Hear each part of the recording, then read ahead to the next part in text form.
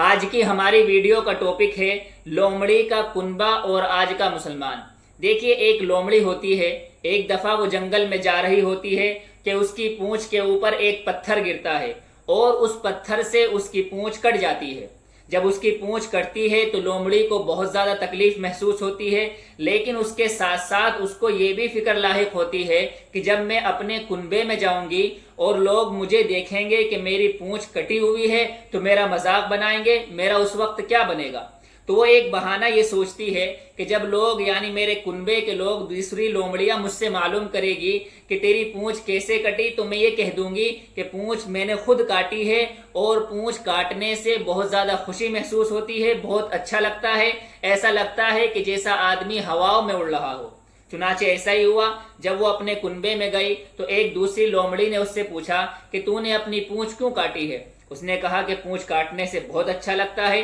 بہت خوشی محسوس ہوتی ہے، ایسا لگتا ہے کہ جیسا آدمی ہواؤں میں اڑ رہا ہو۔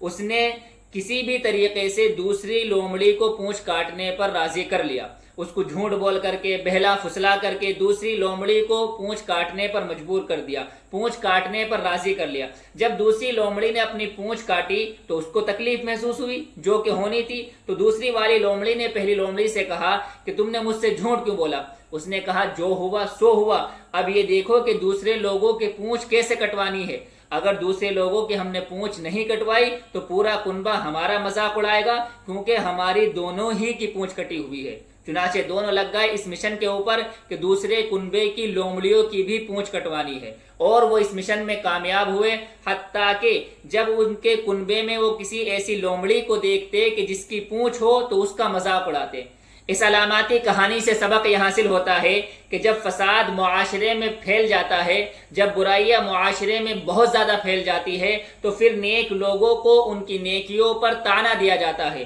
پھر نیک لوگوں کو ان کی نیکیوں پر نیک لوگوں کا مذاق اڑایا جاتا ہے۔ حضرت کعب رضی اللہ تعالیٰ عنہ فرماتے ہیں کہ آپ صلی اللہ علیہ وسلم نے ارشاد فرمایا کہ لوگوں پر ایک زمانہ ایسا آئے گا کہ ایمان والے کو اس کے ایمان پر ایسے ہی طعنہ دیا جائے گا جیسے آج کل ایک بدکار شخص کو اس کی بدکاری پر طعنہ دیا جاتا ہے، یہاں تک کہ لوگ